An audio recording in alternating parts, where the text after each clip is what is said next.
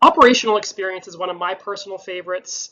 These are really just about having a conversation with those who have real world experience, reading incident reports that exist, talking to the folks that understand the systems. Not well documented, unfortunately, but provides really helpful information on real world performance of an asset under similar conditions. So thinking about operational experience, it's a great opportunity to have a workshop setting, an informal chat over the phone, over video call. How did the asset respond during climate events that are similar to the hazards of interest? How did things fail? Did they fail? Was there unanticipated resilience? The staff that were working on the infrastructure systems, how did they respond? Were they able to mitigate adverse outcomes? So these types of questions can really help elucidate those thresholds and threshold values. So I'd strongly do encourage you to think about how operational experience could fit into your risk assessment scoping. Oral histories is also similar to operational experience, based on interviews with staff, perhaps a bit more broadly. The idea being you're trying to get insight on how staff and systems respond to stressors. Unfortunately, people's memory can be unreliable. There may in fact be some biases in these conversations, so be aware of that. Or there can be a lack of documentation. And so the benefit of this is that it often unearths undocumented asset responses that may not be clear, but of course we have to keep those weaknesses in mind. Site visits are very, very beneficial where resources allow.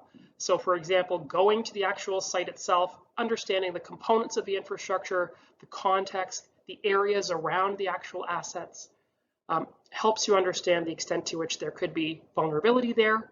Weaknesses, it's only really limited to existing infrastructure and not proposed or future infrastructure. We can't observe everything, and of course, it's quite resource intensive. So they can provide a really helpful foundation, but again, to be used with other sources of information. Forensic evidence is an interesting one as well, in that if there has been a failure of a piece of infrastructure, there could be some really specific, detailed, robust forensic analyses that could tell you the threshold specifically for specific hazards. Unfortunately, it's typically limited to one failure scenario, and it's really, of course, confidential in many cases. So you'd have to broaden that out and think about how to use that, or if you can use that.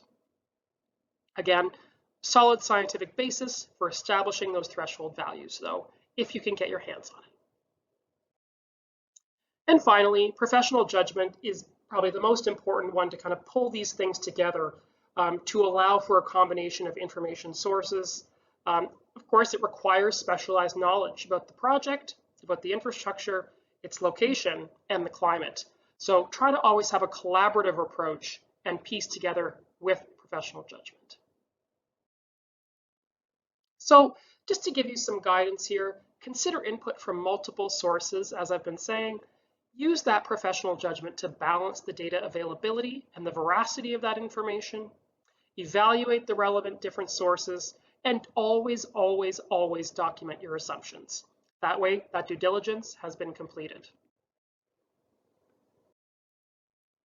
And with that, I just want to say a big thank you, and I hope this session was really helpful.